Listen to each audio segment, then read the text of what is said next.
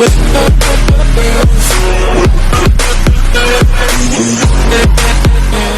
up, guys? Your boy Turned to Ash is back. Good evening, happy Sunday. I apologize, this video is coming so late. I wasn't expecting to make it this late in the evening. It's almost 10 o'clock. Well, it's almost like 9:30, but man, the day got away from me. I mean, my Vikings lost, so that could just put me into like a bad mood that the Vikings lost to the Lions. So if you're a football fan, you kind of understand my pain a little bit. So had to go work out, got some basketball games in that made me feel a little better. We got a Christmas tree up, so I feel much better. I'm in a much better mood, guys. Here, putting the Christmas tree up always puts me in a good mood, so I'm really excited about that, guys. It looks great. I posted it, guys, on my Instagram story, so go check it out, guys. It Turned to Ash. But let's jump in, guys. I'm really excited to talk about My Hero Academia, guys. It is the cover of Shonen Jump this week as well. We have All Might and Midoriya at the top of the Shonen Jump cover, which is really cool. They're like raising their fists, which is awesome.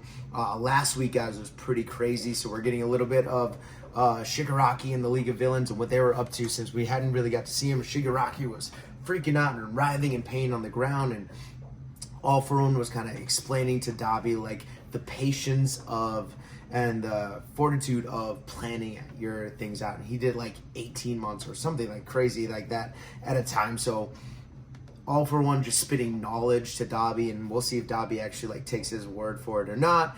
But then finally confirmation of the traitor at UA was the Invisible Girl, and I already forgot her name. But a lot of people thought it would be her long time ago. So I guess it wasn't confirmed. We just saw her at the end while All For One was talking about having friends inside of UA. So pretty like 90, I would say 90% sure it's her. So I'm excited to see if we pick up on that and if there's a little bit more detail. So that'd be really exciting, guys. So let's jump in. Don't forget to like, subscribe, hit that bell for more of these videos, guys. Always coming. I usually post my My Hero Academia videos on Monday, but I really wanted to get it done today because I have a couple meetings tomorrow for work, so I'm going to be a little busier. So let's get this done, guys. Here, chapter 336. Let's jump in here, team. So let's see. Ooh, this cover is really nice, guys. Here, this cover page is looking good. We have everyone in like some red outfits, like the igloos. So they look like they're in the Arctic somewhere. And we got Present Mike. He's like riding parakeet or something. That's really cool. We have Kirishima riding a turtle. Todoroki's with a snow leopard. That's really cool. You have Bakugo next to a wolf, and Midoriya's next to a sheep for some reason.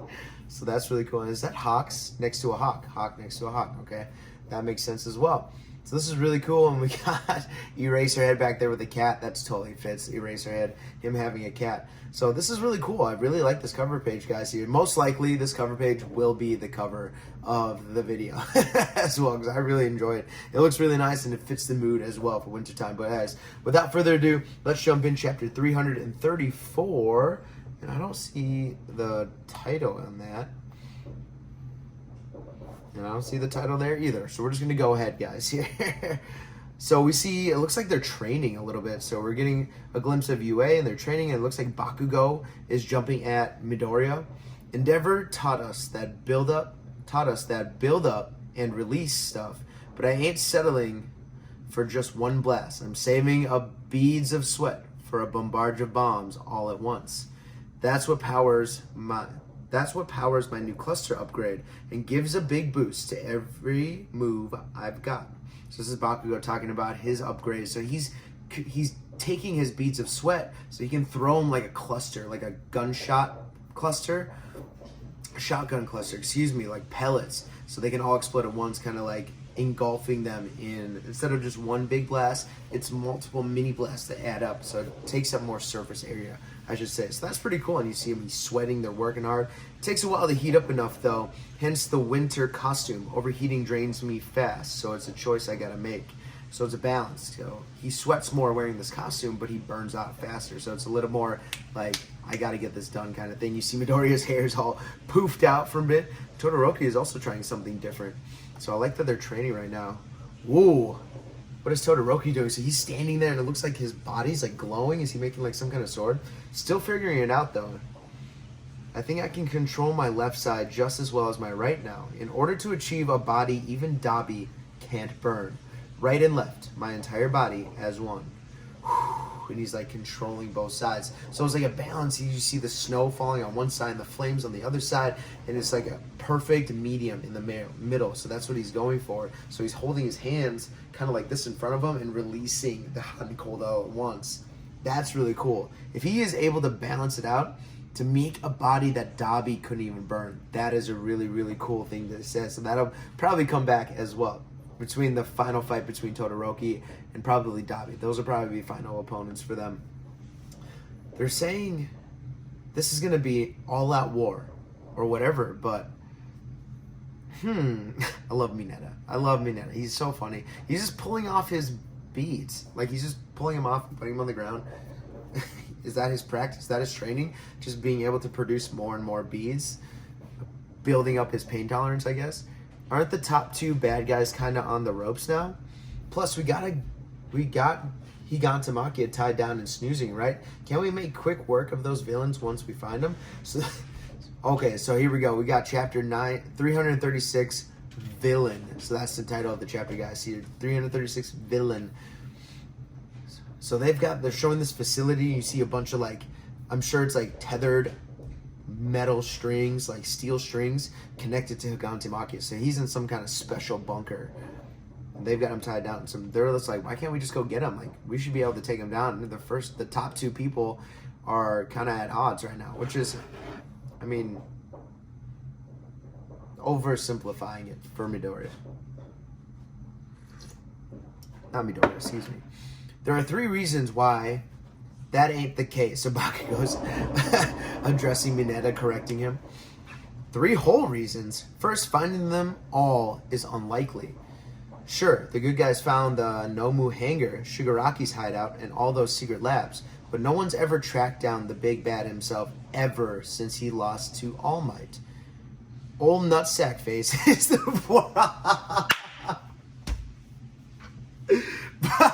Bakugo. I was not expecting that. That's really funny. Old nutsack face is the world champ at hide and seek. That's one of the best lines in the entire series by far. That was hilarious. Nutsack face. He's not wrong. It's hard to find all for one. So he's the champ at hide and seek. He's not wrong. Reason 2, Shigaraki's body wasn't even complete last time. Gross, knock it off. So they're talking about Bakugo's comments. While this time, our own forces have thinned to half their former numbers. Yep. And third, they're the ones with the finger on the trigger. Even if he might have lost that search quirk in the battle against the US, they still get to make the opening move. That's why our side's calling up every able body we got. Sheer numbers will give us a chance. So they're kind of going over their strategy, what they've talked about a little bit. So this is good knowledge on what they're thinking. So the villains are at advantage because the hero numbers are cut in half. Shigaraki is most likely going to be at full strength by the end of this battle after he recovers here. And what was the third one? Oh yeah, they can't find him. It'd be hard to get them all at once. So no matter what, there's always going to be someone out there that they can't find. So they're always going to play hide and seek. So the heroes are at a huge disadvantage right now. So using their numbers as best they can, it's all hands on deck. If nothing else, we can choose how to enter this fight. So this is Midoriya talking. Hopefully in a way that steers it into our favor. I'd better rejoin this search too. Don't you mean we had better? I don't know what's going on with his hair right now. It's huge. Right. We, on that note, think I can go for a quick stroll? I don't see why not. Relations between the hero courses and the evacuees have grown warmer since Uraraka's stirring speech, and she's blushing all cutely. And I like what Uraraka has done with her hair. I don't know if that's permanent, but I like her new look. I guess, even with his back against the wall, All for One still got that grin on his face. Okay, here we go. So we're in the woods, back around where that cave must have been, and we see the invisible girl. God, what is her name? I looked it up last video, guys, and I completely forgot. I just don't see her enough that it just hasn't, like, clicked in my head. But we're just going to call her Invisible Girl. So Invisible Girl, you see her gloves, and she's kind of, like, hanging in there. Ever since all that stuff in Gunga and Jaku, we've been down in the dumps. I mean, we all felt that way. That way, okay. But still, you don't have a choice. Another order's just come in from him. Don't worry, this is just like always. Even if they intercept the message, it's in code. They'll just think it's a communication between civilians. And no security cameras will catch us in this spot. Yeah, right. It's fine. Yes, just fine. I had to wonder why you haven't smiled once since Midoriya came back to us. I was just worried. Everything leading up to Kamino, you always pulled off just what All for One asked. Raven, stop eating your toy, please. You don't want to eat that. So who is she talking to? Is she talking to the the League of Villains? They're all in silhouettes, so we can't see, but it looks like she's talking to two people. And it sounds like she's done everything All for One's asked since Kamino, which is pretty crazy, since Kamino. So it's been that long. Wow. Fail now, and he'll kill us. You know that, Yuga. Who is this?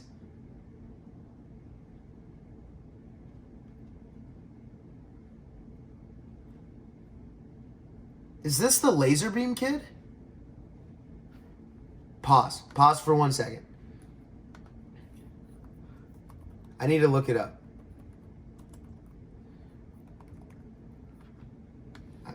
It's been so long since I've seen his face that I need to look him up again. Is that him? Okay, Invisible Girl's name is Hagakure. Thank you. What is the laser beam kid's name? Yuga. Oh my god. It is Ayama. Ayama? I'm just gonna call him Ayama. What in the heck? Fail now and he'll kill us. You know that, Yuga. Who is talking to him? And you see Aoyama crying? This must be his family. From nearly the moment you started school here, you've honored his every request. You even provided him with the forest training camp location, and nobody was even the wiser. Mama, Papa, but you must know we never wanted any of this. And yet, it's too late to turn back. You gotta be kidding me. It can't be true. So Hagakure is not the... Oh, okay. Wow. Throwing us for a loop. That is well played. I did not see that. Actually, a lot of people did kind of guess it might be this guy too, because he was always like he was just an oddball. So I guess this isn't like too out of like left corner, but we kind of got tricked with the last chapter. So I just like didn't even think of this. So wow. So Aoyama is the traitor because it looks like his whole family is involved. So it was kind of something that he didn't really do on purpose. It was brought to him like by his parents. He didn't really have a choice. You gotta be kidding me. It can't be true. So Hagakure is like spying on Aoyama. Ayama, all this time, we only ever wanted to give you a shot at happiness in life. So we're seeing like baby Yuga, and he looks all proper in this giant mansion. You guys are gonna get used to seeing this corn. Apparently, every video I make, she has to play with the corn. Shot of happiness in life. So we're seeing baby Yuga. You want to be the same as the others, Yuga. Yeah, because being different is scary. You had no quirk to call your own. So we just wanted to help you fit in. Okay, so he was a quirkless kid as well. So they made a deal with the devil, pretty much. So you could chase your dreams like the rest of them. We never would have done it if we'd known how this would play out. We never would have had All for One give you a quirk. Wow. How do you even how does that even come to be? Like, you just meet All for One like on the side of the road and be like, hey, I know who you are. Will you give our son a quirk? Like, they must know people in high places to have like a connection like this. Or it's just happen chance. We're seeing All for One's face again. So this must have been a while ago. But we're in too deep now. Now that he has this hold over us, there's no running from All for One. And you see Aoyama just bawling. He's crying. He knows this is bad. I've got to find someone, a teacher, anyone. I've endured so much heartache. I had to. Did she get hit by something? Why did they scream? Did she scream? Did Hagakure scream? I had to play my part, right, to avoid suspicion, always putting on a brave face, to smother my guilty conscience. When All for One was finally caught in Kimino, for a moment, I mistakenly let myself believe that just maybe I was free to have true friends and put an end to my acting. Oh, Yuga, please forgive us. Forgive your loving parents for being such fools. Mama and Papa, so he's just devastated. He's crying. He really, you feel for him. He really doesn't want to be in this position. He wants to just have a normal life, to have friends, but because he was born without a quirk, just events happen. His parents, I understand they were doing this to give him a better life, but like, know who you're talking to. I only wanted to protect you. I cannot let him kill you. Yuga, please, we're begging you. You have to save us, Yuga. What? Russell. And you see her parents turn around, her eyes are wet, and it's Midoriya walking. Then he's got those beads of sweat. Like, oh shit. He must have heard everything. Hagakure just told me what she heard. Oh, Hagakure went and got Midoriya. That the traitor in our midst is you, Ayama. What? What nonsense. How ridiculous. This girl must have misheard. So his parents are trying to throw it off. Midoriya. Oh, Midoriya. Raven, no. I was the only one who couldn't say a word to you. In that moment, only I was silent. Ayama, stop. I can't take it anymore from you. So he's reading the letter that Midoriya left everybody. He's got the little disco ball and lights above him. Oh man, this is just like adding more and more pain to Ayama because he's feeling even guiltier now. You've been looking so gloomy lately, only you. I thought something must have been wrong. So I came looking for you out here. And you see the tears are still... Corn's out of time, not anymore. Yes, only me. I always wanted to feel equal. At USJ, Yuga, no. And then in the forest. Each time, I led them to us. Do you hear me, Midoriya? So he's kind of like accepting his fate, like grabbing his face. I am a despicable villain. What are the chess pieces I know? Cheese pieces? Definitely says cheese pieces. And it's just like a bunch of blocks. To be continued. End of chapter. Wow. Wow, guys. I did not expect that. That was pretty heavy. And no break next week. That's huge.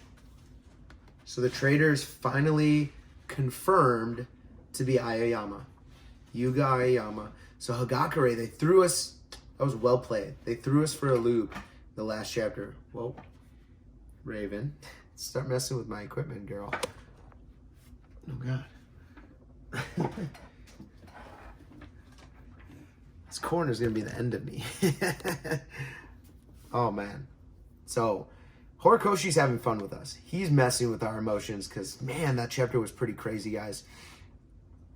To find out that Hagakure was the one spying on Aoyama.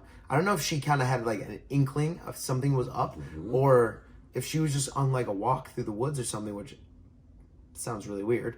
But I guess it's not all that weird, and it's relaxing.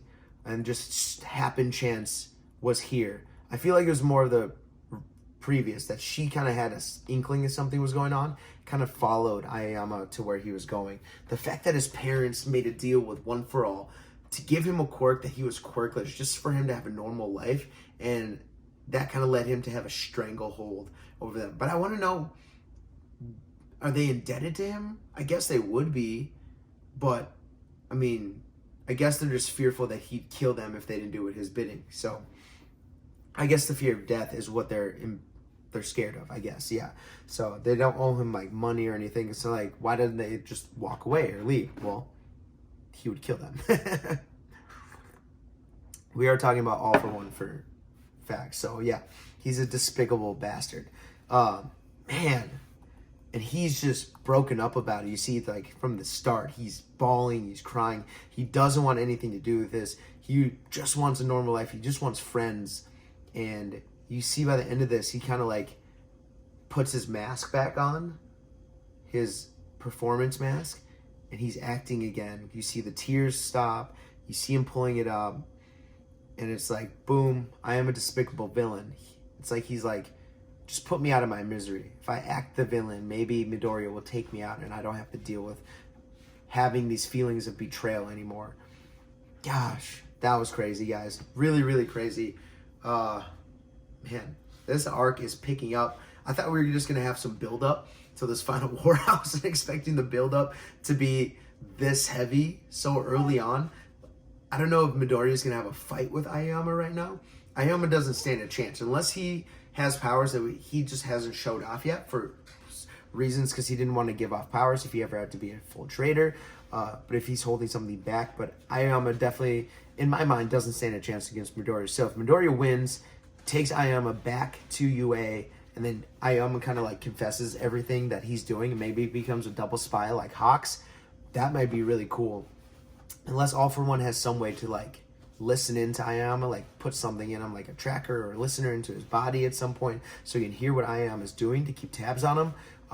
This could work really well in USJ's favor if all goes well. If Midoriya is able to take down Aoyama, take him back to USJ, and they can kind of interrogate him and flip him to their side and offer protection to his family, like keep his family in USJ under guard, so they can kind of feel safe enough to double cross All For One, and still maybe he can play the bad guy for USJ as a double spy. So I think that's just where this is going to go. I think Aoyama's going to get a redemption here.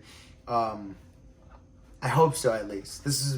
You feel really bad for him. You feel really bad for the guy. So wishing the best for him going forward. Not a character we see a lot, so this is good. This is good. Kind of puts him back in our memories. But the facial expressions in this were very well done. So guys, oh man, comment below, guys. Did you see this coming out of this chapter? Did you see Yuga being the traitor? Did you think it was Hagakure? Did you think it was Yuga? And if not, who did you think the traitor was? Now that we know for sure, who did you think it was beforehand? Really, really fun chapter, guys. No break next week, so I'll be back again next week with another live reaction to My Hero Academia chapter 337. Man, oh man, this final arc, guys, is kicking off. We are getting good stuff. All right, guys, that's it for me tonight, guys. I am going to bed. Got a long day tomorrow, guys. Peace. Have a fantastic day.